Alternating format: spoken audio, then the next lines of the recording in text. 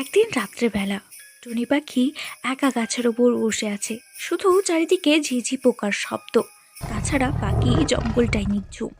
তখনই সেখানে একটা বাঘকে গর্জন করে আসতে দেখা গেল।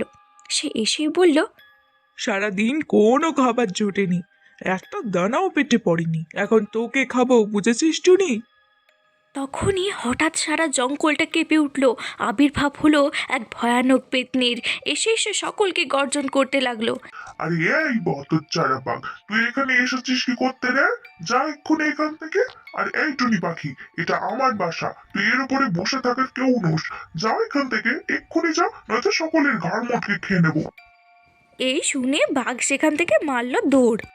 না, তুই সারাদিন আমার গাছটাকে আগলে রাখিস, তুই সত্যি অনেক ভালো।